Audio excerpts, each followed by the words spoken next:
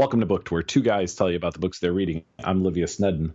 And I'm Rob Olson. The book we're going to be talking about this episode is called How Quickly She Disappears by Raymond Fleischmann. A little bit about the author.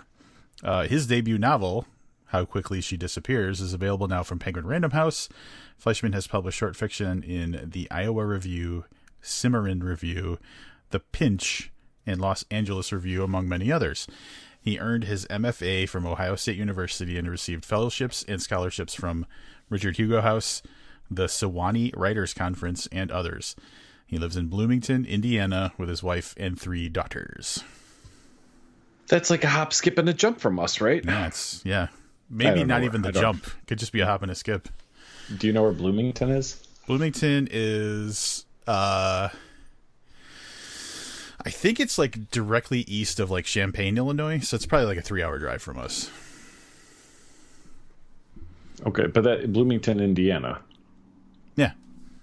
Okay. There's also a Bloomington, Illinois. I'm aware of that. Yeah. Okay, that's what I was wondering if you were thinking the same or about the. Yeah, never mind. I will mention at the start of this that Livia's had a couple of drinks, so Nice. If he's a little off, I'm not having a stroke or a seizure or anything. It's that's just a little slow tonight. That's Rob's not. That's the weird thing. I'm drinking. Have you ever heard of bubbly? It's like kind of like water. LaCroix. Yeah. Yeah, I like blackberry bubbly. So we're like our roles are reversed right now. Lime. I like the lime one. Lime's good. I always end up getting the whatever that like is not on the bottom shelf. That's how discerning That's I am. how you select. All right. It's good to know. Here is the synopsis for How Quickly She Disappears. The dry meets the silence of the lambs in this intoxicating tale of literary suspense set in the relentless Alaskan landscape about madness and obsession, loneliness and grief, and the ferocious bonds of family. It's been 20 years since Elizabeth's twin sister Jacqueline disappeared without a trace. Now 30-year-old Elizabeth is living far from home in a small Alaskan town. She's in a loveless marriage and has a precocious young daughter she loves more than anything, but who reminds her too much of her long-missing sister. But then Alfred, a dangerous stranger with a plan of his own, arrives in town and commits an inexplicable act of violence. And he offers a startling revelation. He knows exactly what happened to Elizabeth's sister, but he'll reveal this truth only if she fulfills his 3 requests. Increasingly isolated from her neighbors and imprisoned by the bitter cold and her own obsession, Elizabeth can almost hear her sister's voice saying, "Come and find me." And so she will, even if it means putting herself and her family in danger. I like how you did a voice for the sister's voice. Yeah. It was a good touch. That's how I heard it in my head when I read it in the book, because that happens in the book. It does. Synopsis is pretty good. Yeah.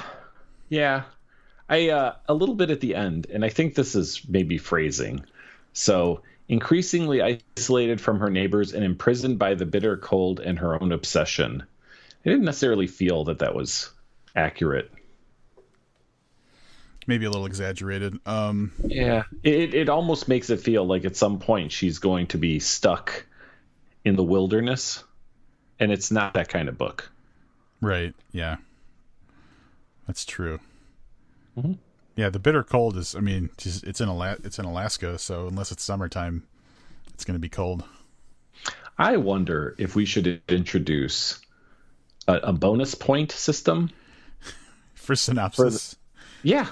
Wait, like at most it can be like a quarter point, but we could also like deduct a quarter point if it's terrible.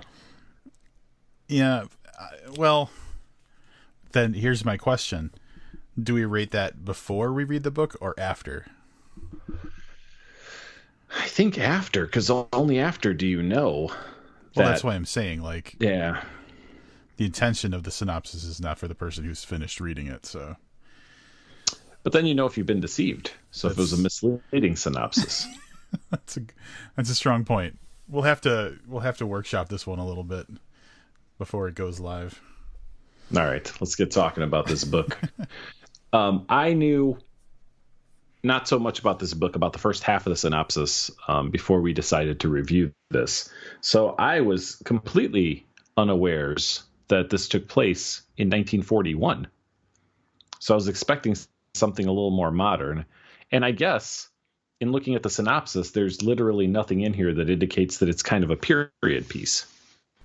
Yeah, that's true. But yeah, don't the chapter headings have dates sometimes though? No, they do. Yeah. But I'm saying just from a synopsis standpoint. You could have said it's like, pre-World War II. Yeah, I'm not saying that we wouldn't have reviewed it. I think it would have been less eye-catching to me. Gotcha. So. Yeah, interesting thought. So the book actually starts out in one of Livius's least favorite ways, which is a dream sequence. So we could talk a little bit about the structure of the book, but throughout the story, Elizabeth, who is the main character of the book, who is the one who lost her twin sister 20 years ago, will have dreams about her sister.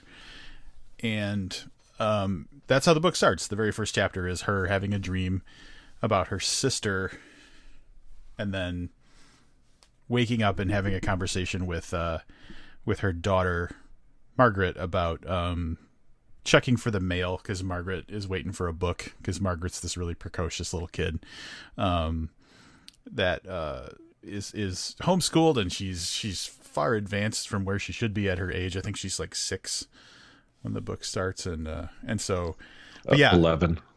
Okay, 6, 11. I don't know anything about kids. So yeah, it starts out with a dream sequence and goes right into just kind of the everyday life of a family in the early 40s in a remote Alaskan town.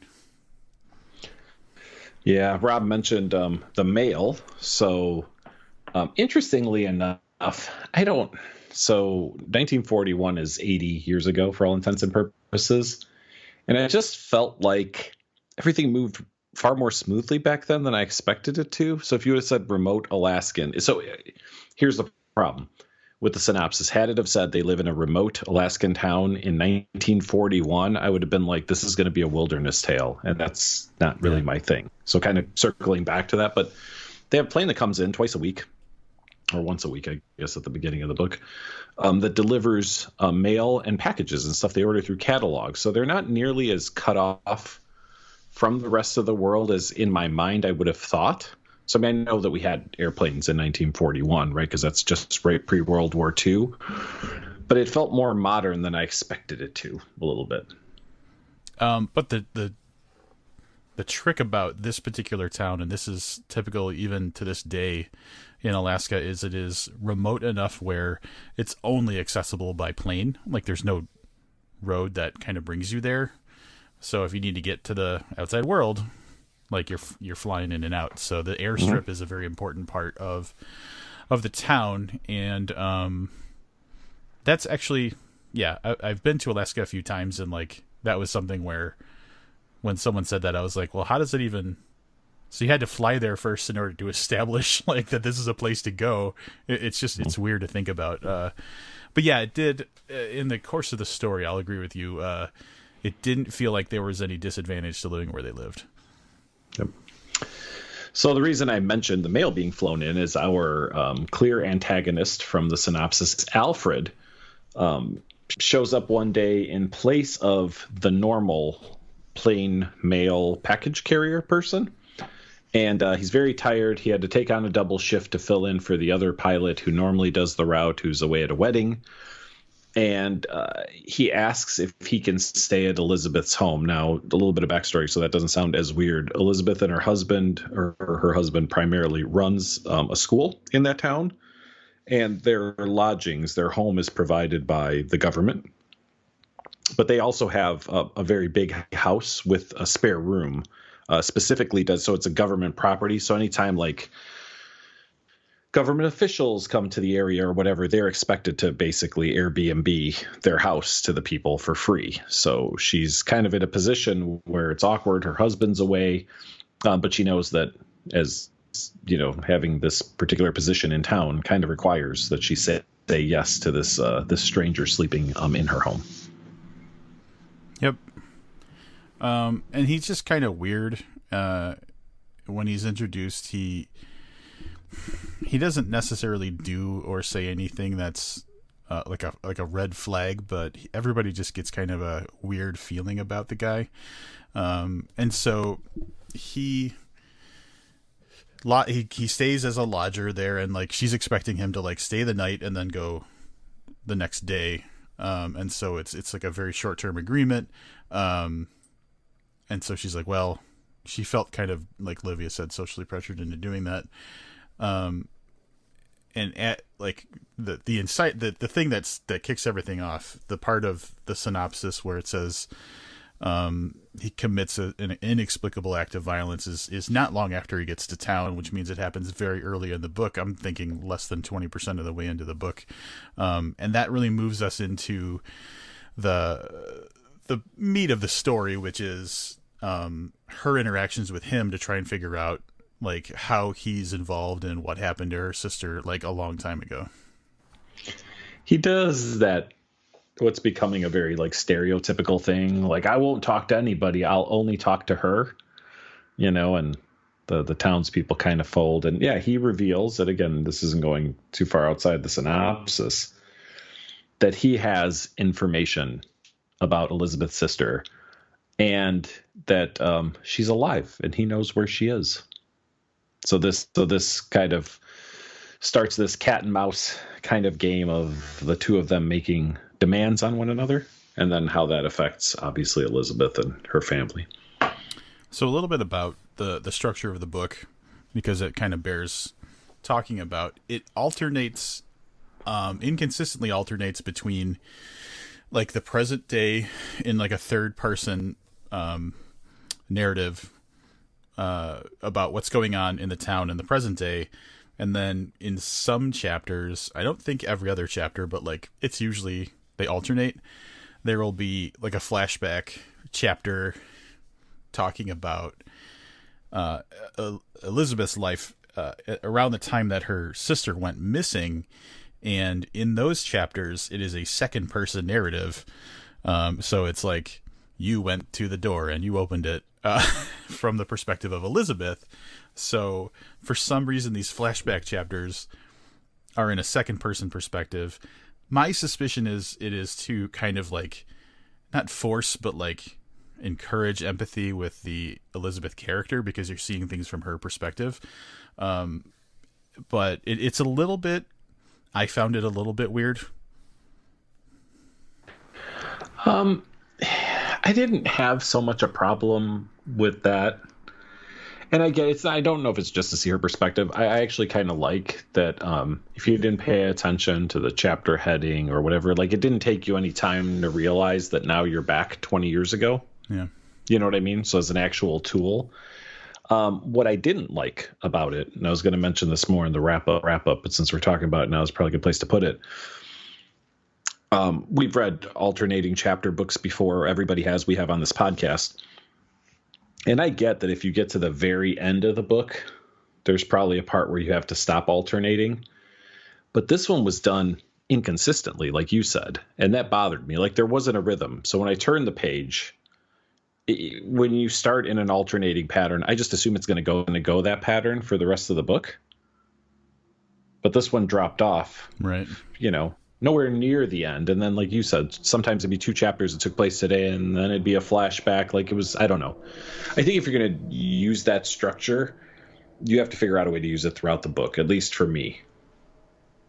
Right. To not throw off the pace or the rhythm or whatever you want to call it, for sure. Yeah, yep. I'll agree. And that's where I dinged it. Actually, it was pace is where I picked to score lower than I would have if that was, the other way around. Yeah. And honestly, we're probably at a point where we probably can't talk too much more about plot. You understand the general idea is from this point forward, she's just going to do what she can to figure out what he knows about what happened to her sister. And the synopsis implies that she might be a little reckless about that, even if it means putting herself and her family in danger.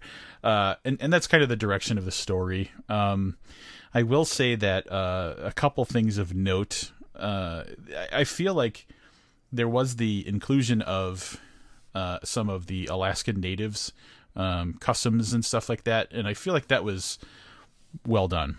There was a sort of funeral at one point that it was in a I'm trying to think of the best way to say this. The customs of the way that this particular tribe does funerals is like nothing I'd ever heard about before. So it was interesting to kind of learn about this culture. And in the acknowledgments in the back of the book, he does, thank people for their help in his research of that. So, drawing from actual real customs of actual real people, I thought was really cool.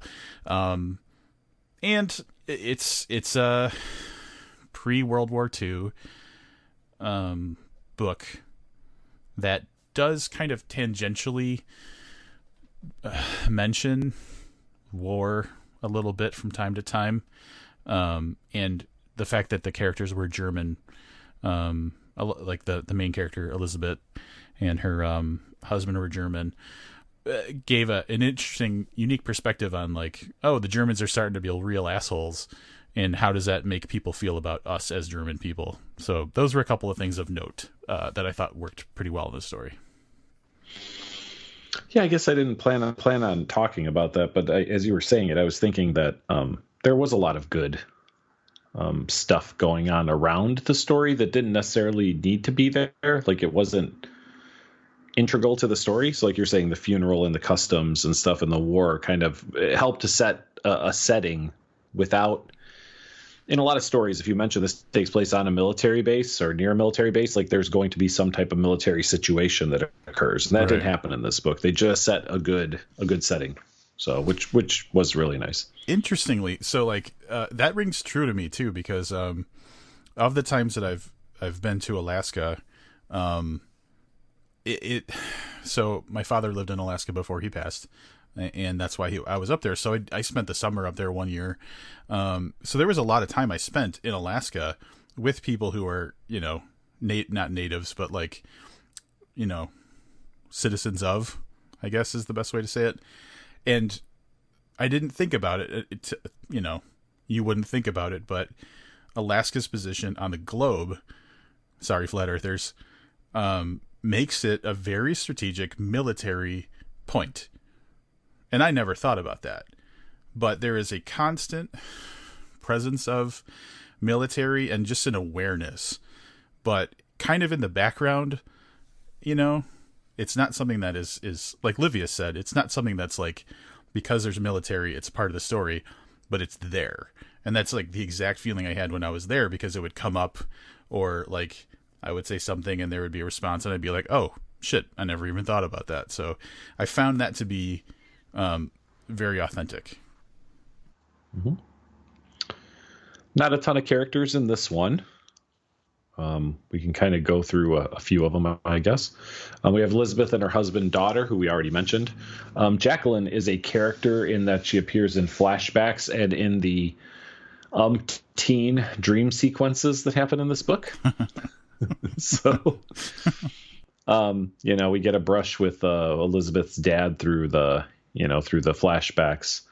And the only other real character of note is Max Sanford, who's a good friend of Elizabeth Fouts, however you'd say that, and her husband. And other than that, there's some townies, some locals that pop up for sideshow commentary and stuff in parts. But yeah, it's not a huge cast of characters. Yeah. So that's that. I feel like we hadn't talked about this previous, but I feel like I have some spoiler talk in me. I don't know if you do, but there's some things that I want to air out a little bit and see if I can clarify, because I feel like there's some things that I want to hear your perspective on. So I'd love to do some spoiler talk. Then without further conversation, we're going to head over to patreon.com/booked, where we do spoiler talk. And you can hear that if you are a Patreon contributor at the level of $1 a month or more. I know we didn't do one for the last book we reviewed, but we probably do 2 out of 3, 3 out of 4, right? We do a lot of these. Yeah, it's pretty frequent. So now, I do want to say, if you're not interested in the spoiler talk, you still can go to Patreon and support us by pledging $1 or more a month. I just don't want people to think they have to listen to spoiler talk if they do that. Oh, that's a really good point. All right, well, join us over at Spoiler Talk if that's your thing. And we're back from a fairly enlightening conversation. I think Rob and I both kind of maybe helped convince one another of some things. Sorry, author guy, your score dropped a little bit after Rob pointed out some things. So just got to say that shit happens in spoiler talk, man. It happens. Yeah, I'm responsible for a 0.12 drop in Livius's overall score. Pretty excited. There you go, Raymond. There you go, Raymond. Now you know who to point the finger at. I guess we're probably ready for wrap-ups, right? Is there anything else you want to say about this book? I mean, the language was good. It was written well. There was not a lot of, stumbling. And I think that for me, again, that authenticity was delivered in little things that probably only existed in 1941 Alaska that I'm not aware of. Right. Little touches of things. So, yeah, I mean, overall, from a writing standpoint, I think Raymond's a solid writer. Yep, I agree. Oh. Well, you're already halfway there. Just go for it. Finish it up. Interesting premise in... it's not 100% original, but he does a pretty good job of laying out the story. So the story is a long unsolved mystery comes, new things come up, and we can look through the eyes of the person who lost someone as they try to find them. There's some interesting things happening there with the twin connection. I probably wouldn't have picked it up if it was a period piece, but I think it worked in the book's favor in that I liked the setting. I really liked the tone of the book overall. I felt like I was put there, and we talked about this a little bit before with the army base and kind of the things that went on. The setting was good. Nothing about this book really sparkled though. Rob and I talked about some missed opportunities. I will say that I did like the character and her motivations and her willingness to play this game and how that affected her personality. And I don't want to say too much more about that, but there's something in there that I really liked about it. And in my wrap up, I want to plug a book by Richard Raymond that I think takes the best parts of that book, of this book for me, which was Elizabeth's interaction specifically with Alfred and what she was willing to do to find her sister, and translate that over into an expanded version of that is In the Dark by Richard Raymond. It's a little more grandiose, and it's definitely not a story about a missing person, but it's really a, how far would you go basically on a dare type story. I don't want to say too much about it. I might convince Rob to do this as a throwback, but it's one of my favorite Raymond books. So that book, if we were reviewing it here, would probably get a 9. This one, because of previously mentioned reasons, still scored fairly well on the new system. I'm giving it a 6.88 out of 10. That would have driven me nuts in 2019. Exactly. But now it's I like it because it's my framework that we're using here. So overall, I had a good impression of this book, and I think that where the book shines is in the again, tone, the feel of the book, the Alaska parts that were big to the setting rang very true to me, and it felt very authentic. I think that it was easy reading, and it was a pretty quick pace. I read it in did I read it in 2? Yeah, I read it in 2 sittings, and it didn't take me a lot of time at all. So I think that it's a book that pretty much anybody could pick up. So it's got a lot of good qualities to it. The character development was either great or lacking. So that one was something that kind of dinged it a little bit for me, because I feel like there was an imbalanced attention to the development of characters, which could have been a little better.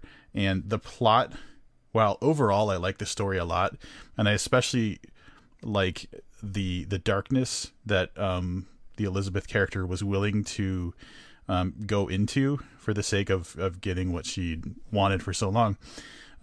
So Elizabeth's character, very strong, and the story that surrounds her intentions was the strongest part of the book. Other stuff, there was some plot inconsistencies and just some, like, I think gaps that could have been filled in that would have made it a more satisfying story for me. So, but overall, and this is a note I made about my kind of personal score, my personal impression, this is a first book. And if you think about the fact that this is like a debut novel of someone, this is a really good effort. There is enough really promising parts to this book that, you know, once this guy's got a couple more books under his belt, he's probably going to be a really good writer. There was just a few things that, again, kind of dinged it for me. So overall, I am very close to Livius. And my overall score is 6.875. So we're very, very close. Very, very close. So for anybody who's keeping track because they rate on Goodreads or on Amazon, that would be like a 3.4, which, you know, I guess we'd round up to like a 3.5 if we had to. Yeah. But so, yeah. I'm glad we read it. Yeah. But yeah, it's one of those, like, I was just listening to another podcast where they used the term script doctor. Like, I feel like this one could have been script doctored into a 8.5. I agree. Like, I feel like there was a few things that, if leveraged differently or just kind of told differently or whatever, or fleshed out a little bit, could have really helped the overall impression. But for the average reader, I think it would be a satisfying book. Yeah. Speaking of satisfying books, I know I mentioned to you, I'm going to mention it here, and maybe I'll elaborate a little bit. For 8.5 years, I have complained that I read less since we do this podcast. I think that all the listeners have probably heard that at some point, and I know Rob has heard it probably more than he wants to. So I made a decision at the end of January to make this the year where I am not mad that I haven't read enough books. So the plan this year is I'm going to read 52 books this year. So that will include books we review on the podcast. But, you know, what did we do last year? It was 33? Yeah, I think it was 33. Yeah. So I'm assuming we'll do the same this year, 30-ish. So the plan is to get that number up to 52 on top of what we're doing here. That's going to really conflict with my decision, which was to hand over all the editing duties to you. So, can you imagine? I actually did that. You know what? I honestly, I don't mind editing. I've done a little bit of editing. I did it for The View. I did it for the episode when you were in Texas, when we reviewed The Mister. Yeah. I don't mind doing it. I really don't. That's why I said, if there's ever a time that you need me to take over for a few episodes or whatever, just let me know. I'm happy to do it. Well, I actually really enjoy doing it New too. Year, New Year, new me. Yeah, you know what? There's something fun about it. Like, at first I sit down and I go, because you and I, the difference between you and I is, like, if I had to edit it, I'm like, I'm here, I might as well start. And then when I start, I'm like, well, now I'm almost halfway, so I might as well finish. So I don't put any time in between it. Yep. So when I start, I'm like, ugh, I don't want to do this. But by the time I get a third of the way in, I'm pretty much set to do the rest of it. You know what I mean? Like, you just get in the rhythm and you just keep going. So I will not be doing a separate podcast, but I'll probably bring you very brief reviews. I will tell you what I'm reading, and I want to put this book down already, but I'm like, I can't stop reading the first book I'm reading outside the podcast, this challenge. So I was on either a list of weird books or a list of books that says something like, if you loved Shadow of the Wind, you'd like this, you know? So I don't remember, because I was looking at a couple of different, I was just trying to put together a list. So I had like 6 or 7 books that I could just grab whenever off Amazon, and you know what I mean? So I came across If on a Winter's Night, a Traveler. Oh. Are you familiar with this? What's the name? Is it an Italian guy? Yeah, for sure. Italo Calvino. Yeah, that's I hope I'm not spoiling anything here, but that was recommended to us very early in the podcast. Do you remember it? I don't, not at all. This was I felt this was the first time I heard of it. Highly recommended by none other than Craig Clevenger. That's very interesting. So off podcast, I'll talk more about this book with you. Yeah, because I don't, but it's structurally very interesting, and I'll explain to you where I kind of divulge where I leave the path from that to kind of like, I'm a little bored with it. Mm-hmm. But yeah, it popped up on a list, and it is a translated 1979 novel. It's called, I'm on the Wikipedia page. It's a postmodernist narrative. It is a pretty crazy way to tell a story. That's all I'll say. They're calling it a frame story. But it's a book about you, the reader, trying to read a book. Yeah. Okay. So we'll see if I make it through by the next episode. Maybe I'll have a little bit of a longer shtick on it. But that's what I'm working through. I'm like 30% in. So depending on how much time I get before we start next week's book, I might try to knock this out. I'll be really interested to hear your thoughts on that. That's crazy that to have a book come around that was literally spoken to us. Like I want to say it was in that first interview we did with Clevenger. So we're talking September of 2011. Yeah. Wow. Huh. Yeah. Interesting. I got that long-term memory that Livius is you losing. You have a ridiculous. Oh God! Like you have no idea. Earlier, I had to look at what the name of the book we were reviewing was. Like I had to actually look at the document because I had no recollection of what it was called. This is probably a bad sign because I got to tell you, by the time we get to booked episode like 2000 or something, whatever, It's literally there's gonna be like a nurse taking off my little oxygen mask so I can say something incredibly inappropriate that has nothing to do with the book review, and then she'll put it back on me. Yeah. Well, I'm sure there'll be a different charm to those episodes. I'm sure there will be. What have you been doing? I've actually been watching a lot of stuff lately. For some reason, I felt like I needed to just kind of dip back into culture, and so that takes the form of just looking at like what's new on iTunes and deciding what I wanted to watch of that. So there's highs and lows, obviously. But like I'll tell you some movies I've watched recently.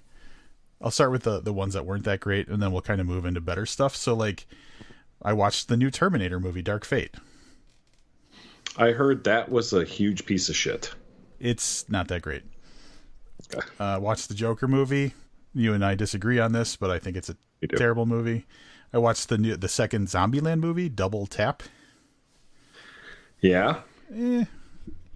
Not that great. I wasn't a huge fan of the first one. Like I watched it and it was okay, and I have no real desire to watch a sequel. It's mindless entertainment. I watched Rambo: Last Blood. See, that's on my list. That's available now, like video on demand or whatever. Yeah, it's got to be. So iTunes does this thing where like when they have it available before it's like available, it'll be available for purchase but not rent. And it's available for purchase and rent, so it must be like all over the place by now. So cool. Yeah, I won't, because you're planning to see it. I won't spoil anything, but it was good.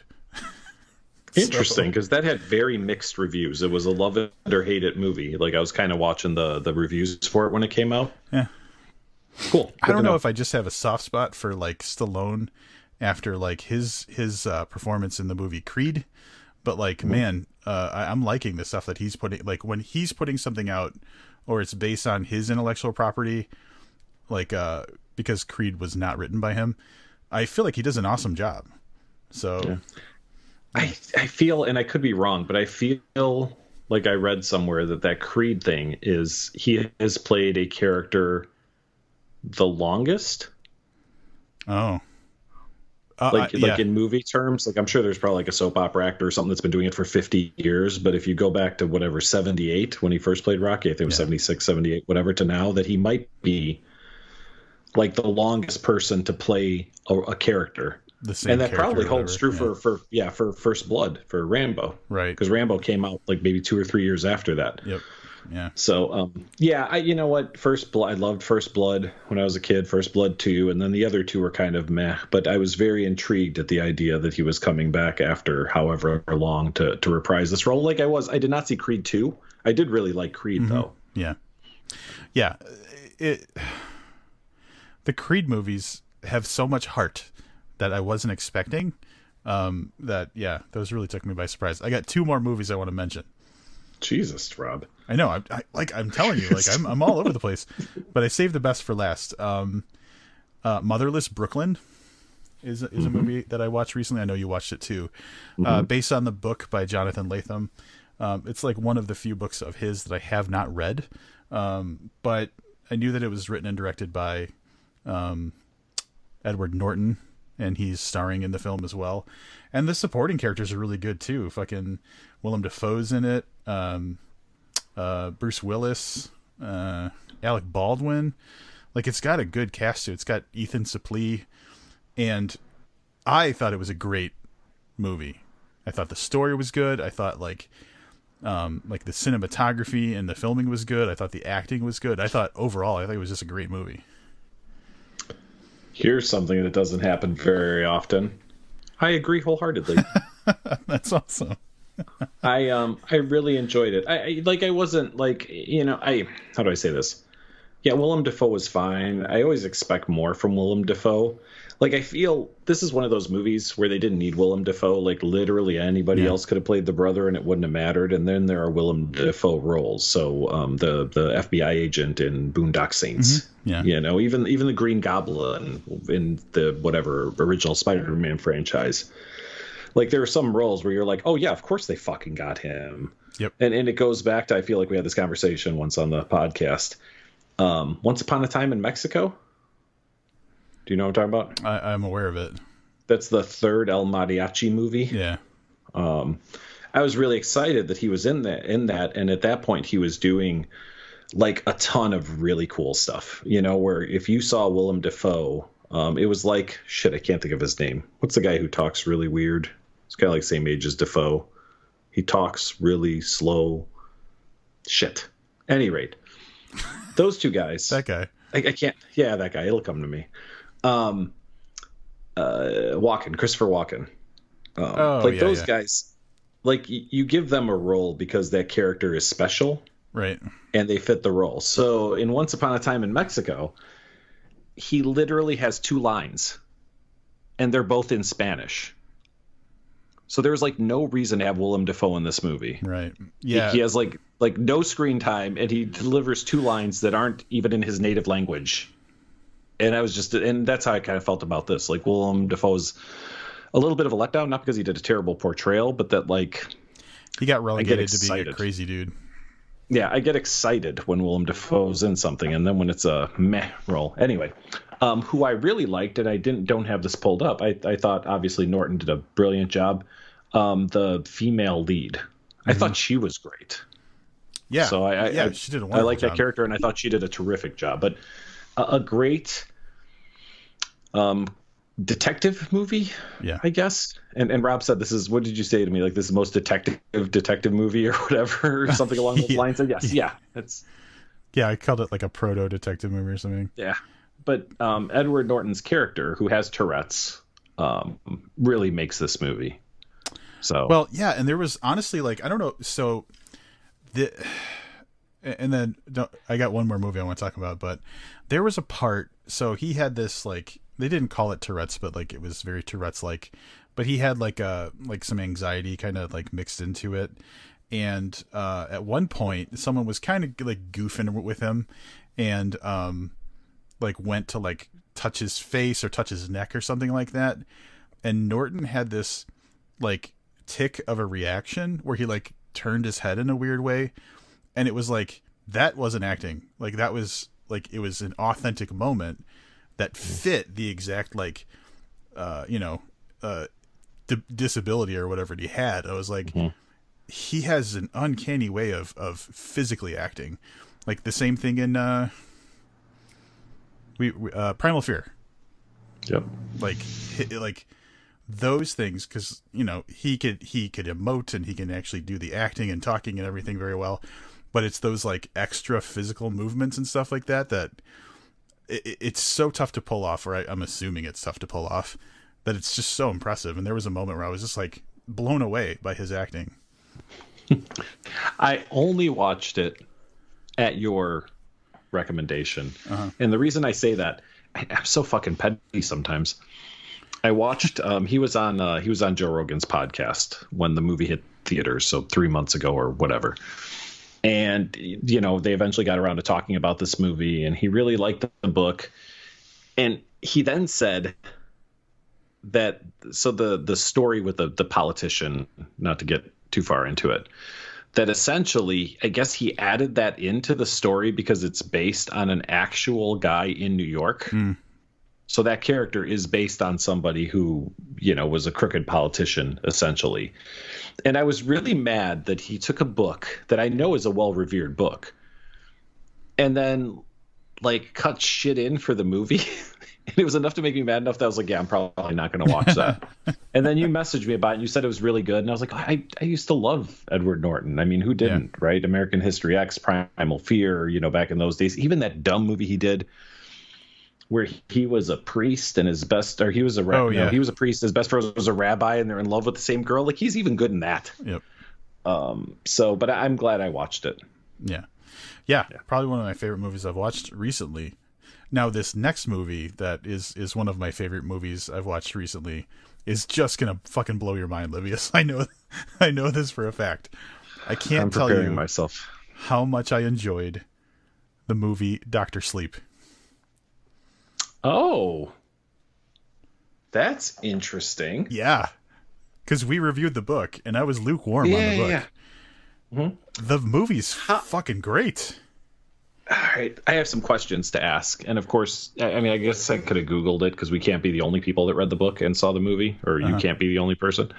I felt like from that trailer that it didn't follow the book very much at all. Am I misinterpreting the trailer?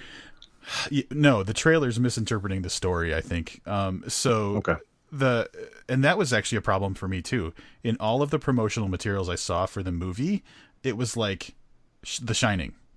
It wasn't Dr. Sleep. They so heavily relied on the connection to The Shining that it was like beating you over the head with the fact that this has to do with The Shining. And the movie is very faithful to the book and the story. And I wonder if anybody could have done it better. Like, it's so good. Oh, I'm totally moving this to the top of my list of things to see. Because again, so two reasons. I remember us discussing, maybe it was just me discussing, because we reviewed The Shining before we did Dr. Sleep. Like, we read it, right? Mm-hmm. We actually reviewed it. Yeah. I don't know if we reviewed it, but I audiobooked it so that I could be prepared for Dr. Sleep. And I know I read it.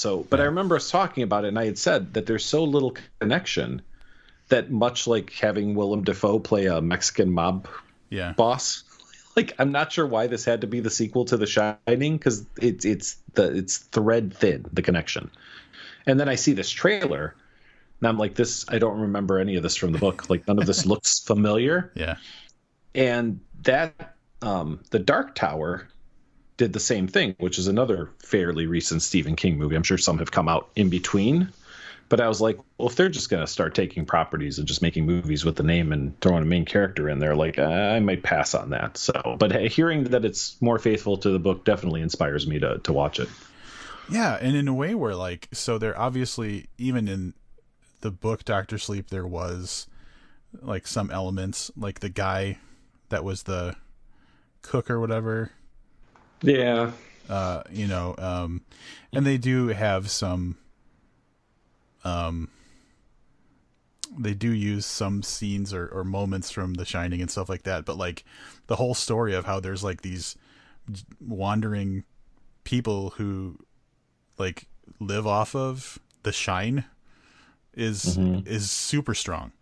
And, yeah, I was just so impressed. Like, I was so impressed with Dr. Sleep that I was like, who would want to watch The Shining?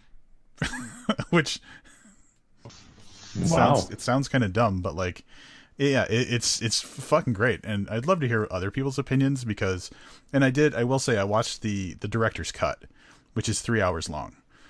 Holy shit. Yeah, so it's like another half an hour, I think, more than the theatrical release. And I don't know what the difference is because I've only seen the director's cut. But yeah, like it surprised me. I wanted to watch it because we had read the book and I wanted to see, just how it stood up. And god damn it, man. I was so like halfway through it, I was texting like our buddy Jesse and Misty saying like, hey, I'm watching Doctor Sleep and it's actually surprisingly good. And then Jesse watched it and he had a similar opinion. So yeah. Interesting. There you go. All right. I just want to draw the distinction between what you've watched and I've watched since we've last spoken of these things. Is this what you were texting me about the other day? Yeah. I've only watched 2 full-length movies. I did watch, and I want to mention it here because it's written by Jonathan Mayberry. I did watch V-Wars, the entire first season on Netflix, which is based on a comic book that he wrote. So not a novel, but a comic book. I'm not at all familiar with the comic book other than knowing it's about like a vampire outbreak, essentially. Not bad. If I had to score it on the new system without plugging in numbers, I probably would have given it like a 6.5, 7. Mm-hmm. But it's essentially think zombie outbreak, but it's a vampire outbreak, and they're intelligent. Like they're humans who feed on other humans' blood. So they're not zombified. Yeah. And then obviously it touches on a lot of like the social aspects of how that could go down. And it's of course 2 best friends. One becomes a vampire. The other one is the scientist with the special set of skills, to figure out right. what this is. So very open for a season 2. I mean, the TV show ended, very open to season 2. And if season 2 does come out, I would probably watch it. But the 2 movies I watched, because I was familiar with every movie you mentioned. Are you familiar with Sympathy for Mr. Vengeance? No. All right. So it's a 2002 South Korean movie. There it is. And I didn't particularly go back for that reason. One of my all-time favorite movies is called Old Boy. And it's directed by a guy named Park Chan-wook. Mm-hmm. Old Boy is easily in my top 5, maybe top 3 movies of all time. He had done 3 movies over the course of a couple, 2, 3, 4 years that all had the theme of revenge. So they're not connected, but it's commonly referred to as his revenge trilogy. Mm-hmm. And I've never watched the other 2, and it's bugged the shit out of me. Now I've tried. This is probably my 3rd attempt at watching Sympathy for Mr. Vengeance. I made it all the way through. It's a good movie. It's not great. It's good. It's definitely no Old Boy. So coming up in the upcoming months, I have to finally watch Lady Vengeance, which was the final of his revenge films. I also watched Stoker. This one you might be more familiar with. This is actually an American movie. Is it recent? Because I feel like I saw something that was new. 5 years ago. I mean, not super. Let me pull it up, but 2013. So that is a movie with that was produced by Ridley Scott. Nice. Also directed by the same guy, Park Chan-wook. But the reason I watched this because it just looked like a boring ass movie, and I'll be honest, although it was shot beautifully, I wasn't in love with the story. I found out it was written by Wentworth Miller. Do you know who he is? No. He is the lead actor in Prison Break. Okay. And when he wrote it, I wound up on an article about Park Chan-wook, and they were talking about how Wentworth Miller wrote the screenplay, but then submitted it under a pseudonym because he didn't want, whatever. He wanted it to get accepted on his merits, not from the fact that he was the biggest star in the world because of Prison. I was being a little facetious there. So I was like, all right, I really like that director. I like that actor. Let's see what it is. And it was meh. So, but the gem, the shining fucking gem of everything I've watched in the last couple of weeks, in order to watch Sympathy for Mr. Vengeance, I had to use one of these weird like Roku free movie apps. The only place it was streaming was on Tubi. Are you familiar with Tubi? No. Yeah, I think it's TUBI. It's one of those that you can download an app, and they have just the most bizarre selection of fucking movies, but they're all free, and you watch ads. So like, every 15 or 20 minutes, like you get a couple of 30-second ads to watch, but they have a lot of offbeat stuff. So I went on there, I watched Sympathy for Lady Vengeance, and then I was like, all right, I'll look through some of the other categories. I was like, oh, cult movies. And I was like, oh, maybe this is another way for me to watch the Rocky Horror Picture Show. But in scrolling through cult movies, I came across Breakin' 2 Electric Boogaloo. Yeah. So for people who don't know, that is the sequel to one of the greatest movies of all time, Breakin', which follows young breakdancers in California in the late 80s. Breakin' 2 Electric Boogaloo, it takes place at the local community center that was an abandoned building that a bunch of people built up, and now hundreds of kids from the community are there every day learning how to break dance and play sports and do art, and the man is going to tear it down and turn it into like a shopping mall and a grocery store. And it's pretty fucking awful. It's that kind of awful that you're enjoying watching it because it's awful, if it makes sense. Like, it's so cliched and whatever. But an interesting thing happened. The last time I saw this movie, I know I've seen it since its initial release. I saw this in the movie theater. So I'd say maybe I saw it when I was maybe in my early 30s at some point. Maybe I rented it or something to watch it. But now in my mid 40s, I found myself siding with the people who want to tear down the community center. Because my thought was, maybe some people in the fucking neighborhood would really appreciate a grocery store that's much closer than the one they have to go to. Because that's how I feel about grocery stores. Like, there's never one fucking close enough. So I was a little conflicted. Ultimately, I was on the side of Ozone, Turbo, and Special K. And spoiler alert, they do wind up saving the community center in a heartwarming way. But for a little bit there, I was like, didn't see other people in the community. Oh, God. I didn't see what their opinions were on getting a fucking super Walmart put in right there on that spot. But yeah, so there you go. This is the Chuck Palahniuk theory, that sometimes you have to revisit a story through your more mature eyes to get it. And this time I got it. You're siding with the bad guys. So none of what you said was what I was expecting you to tell the podcast that you'd been watching recently. Because yeah.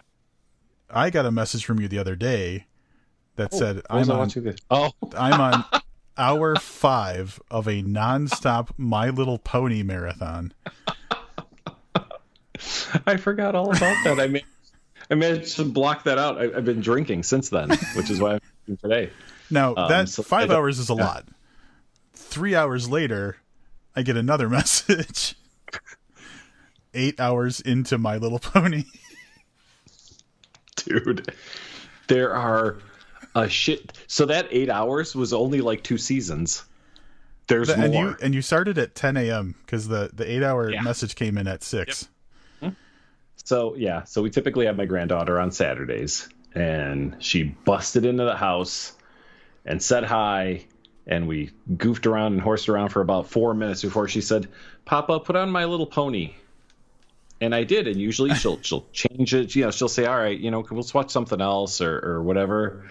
Nope, that's all it was. And I wasn't actively engaged with it for 8 hours. I know at one point I think I fell asleep for like 45 minutes. God damn! Not only are there a lot of My Little Pony episodes, but things you don't think about. There's some continuity. Like, they're not standalone episodes. Like, you can watch them standalone, but there's a thread running through them.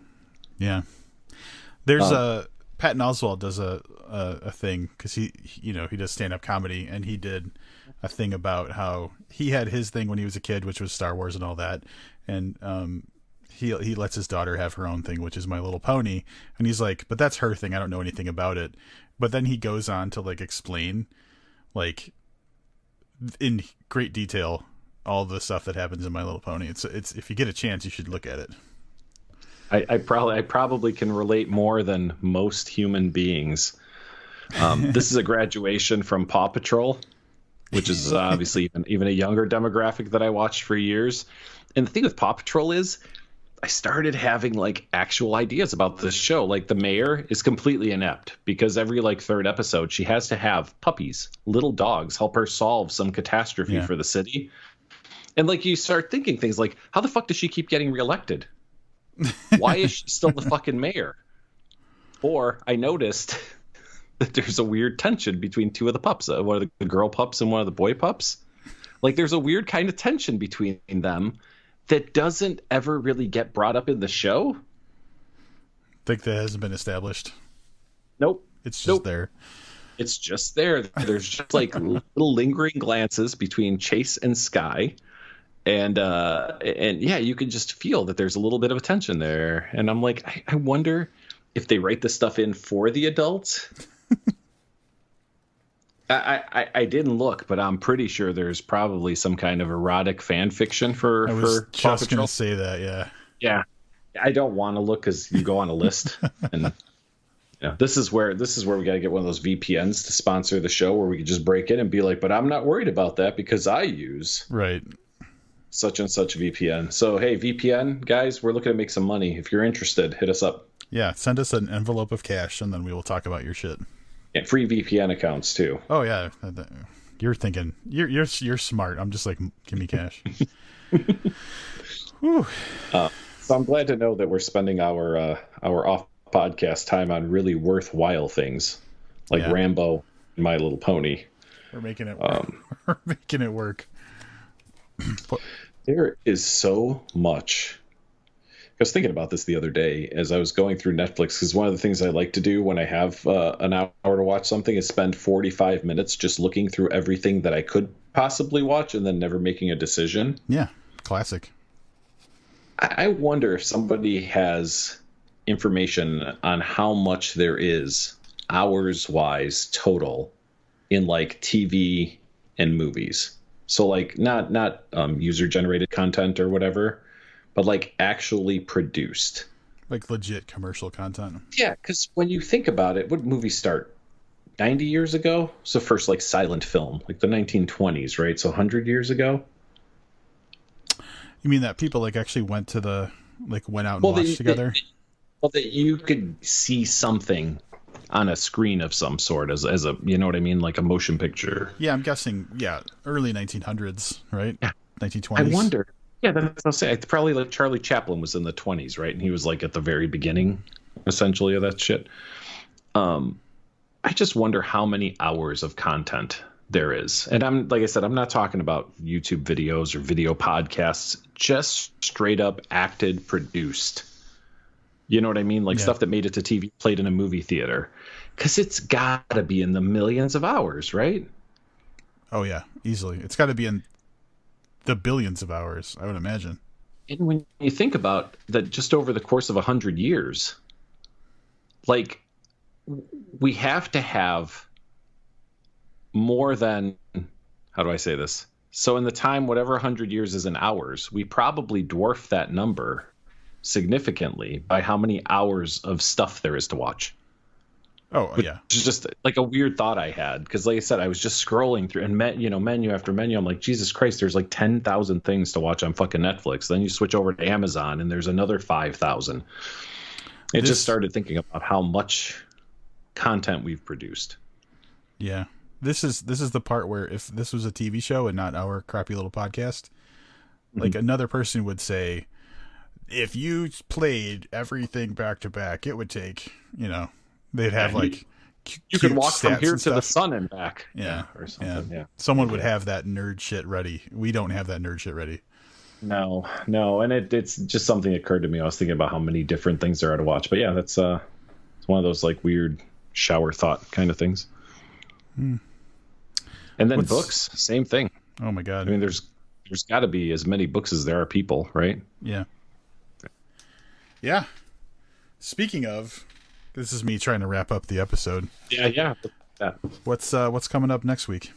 We got a next week. We are going back to our roots. So one of the first 5 books we reviewed was by Anthony Neil Smith, and we're going back to that. We're going back to some Anthony Neil Smith. He had just this past week a novella come out called Slow Bear. It is dark humor, menace, mayhem, and a washed-out one-armed hero in a noirish tale that never stops to take a breath. That's what Linwood Barkley had to say about it. So a little bit of a short thing, but looking forward to this. We haven't done any Smith on this podcast in quite some time. Yeah. If I'd said no, this would have been one of your 52 books anyway, I'm sure. Yeah, probably. Yeah, probably. I might finish all the Neil Smith stuff. I did skip a few books, but I did finally get back around to reading the last Lafitte book that he put out not that long ago, a few months ago. So I may catch up. I've got, I think, 3 of his that maybe I haven't read. So, but yeah, Slow Bear next week. Short review, I think. It's 127 pages, so I don't know how much we'll be able to talk about it. Shit, we just talked about all the movies. I got to watch more movies. Yeah, I'm gonna fucking think of more weird cartoon things to talk about. All right. Well, that's gonna wrap it up for this episode. Thanks for joining us. And until next time, I'm Rob Olson. And I'm Livia Snedden. Keep reading.